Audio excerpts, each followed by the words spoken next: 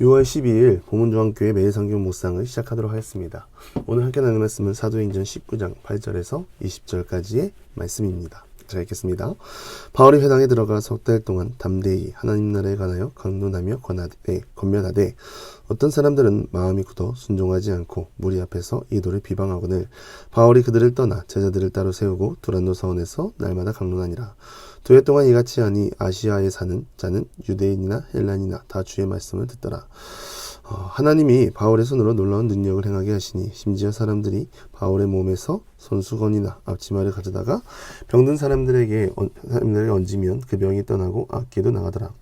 이에 돌아다니며 마술하는 어떤 유대인들이 시험삼아 악기 들린 자들에게 주 예수의 이름을 불러 말하되 내가 바울이 전파하는 예수를 의지하여 너희에게 명하노라 하더라. 유대의 한 제사장 스기와의 7 아들도 이 일을 행하더니 악기가 대답하여 이르되 내가 예수도 알고 바울도 알거니와 너희는 누구냐 하며 악기 들린 사람이 그들에게 뛰어올라 눌러 이기니 그들이 상하여 벗은 몸으로 그 집에서 도망하는지라. 에베소에 사는 유대인과 헬라인들이 다 이 일을 알고 두려워하며 주 예수의 이름을 높이고 믿는 사람들이 많이 와서 자복하여 행한 일을 알리며 또 말술을 행하던 많은 사람이 그 책을 모아 가지고 와서 모든 사람 앞에서 불사르니 그 책을 계산한즉 은 5만이 되더라. 이와 같이 주의 말씀이 힘이 있어 흥왕하여 세력을 얻으니라. 아멘. 바울은 에베소 지역에서 복음을 전합니다. 바울이 에베소에 있었던 기간은 총 3년 정도입니다. 지역을 돌아다니며 순회 복음을 전하는 바울에게는 너무 오랜 시간을 에베소에서 보내는 것이죠. 그렇다면 우리는 그런 생각을 할 수 있습니다. 에베소에서 복음의 역사가 뜨거웠나? 그런데 반대입니다.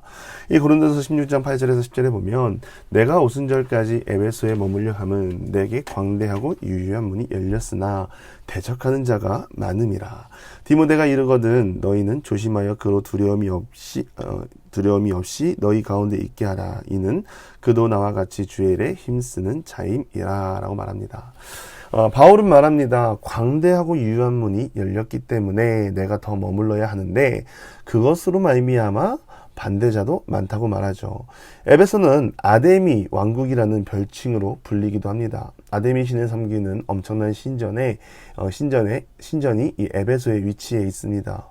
거기에는 수천 명 성전 창기, 우상을 섬기는 제사장, 거기에 빌부터 먹고 사는 식구들이 있었습니다. 또한 이방 종교, 우상 숭배, 갖가지 마술, 주술, 사술 이런 것들이 뒤엉켜 있었습니다.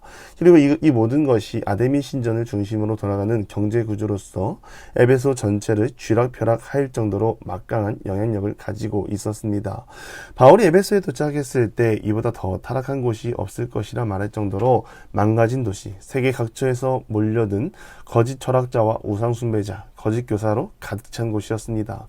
바울은 단순히 에베소 지역에 복음을 전하는 것으로 끝내는 것이 아니라 영적인 전투, 전쟁의 현장이라 생각하고 선교에 임했습니다. 그래서 오늘 말씀 8절에 보면 바울은 회당에 들어가 담대하게 복음을 전하고 하나님 나라에 대하여 강론했다라고 말하죠.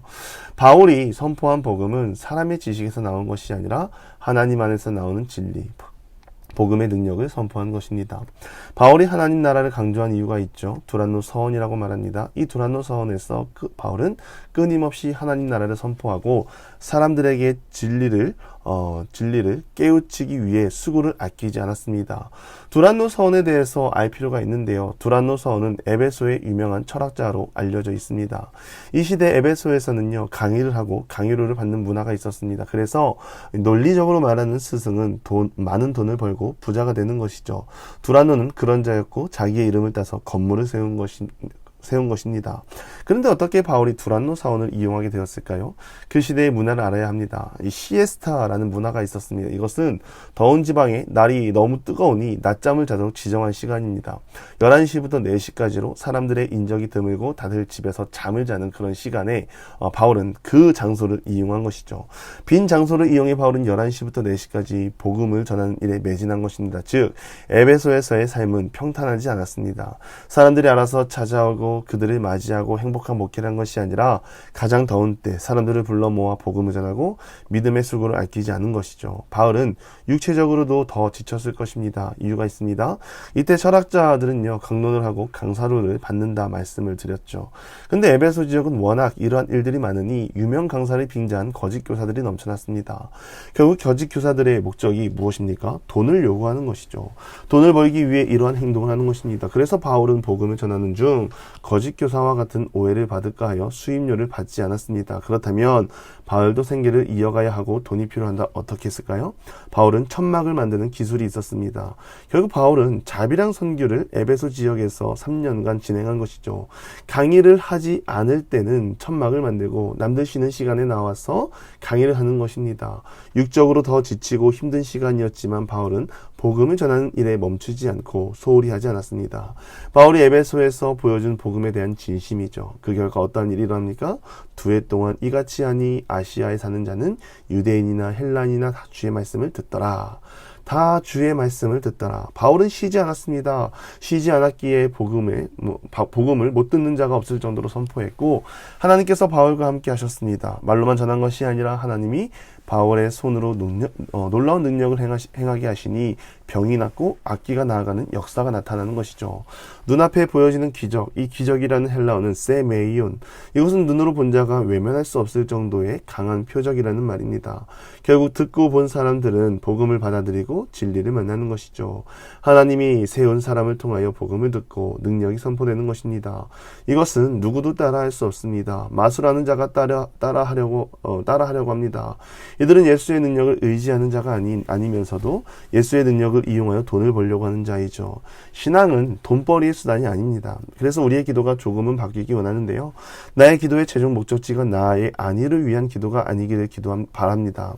예수님의 기도는 자신을 위한 것이 아니라 온 세상을 위한 아파하고 가난하고 상처받고 소외된 영혼, 특히나 죄로 인해 죽을 수밖에 없는 불쌍한 우리를 위한 기도였고 헌신이었습니다.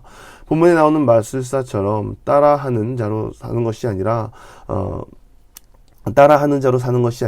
그것을 통해 이익을 보려고 하는 자가 아니라 하나님 나라를 세우고 선포하며 나가는 우리 모두가 되기를 간절히 바랍니다. 예수의 능력을 경험했다면 이전의 것은 버리는 것입니다. 이전의 것을 끌어안고 변하지 않았습니다. 본문의 마술사들처럼 예수를 만나고 가지고 있는 모든 것을 버리고 진리를 따르며 참된 제자의 삶을 살아가는 우리 모두가 되기를 간절히 바랍니다.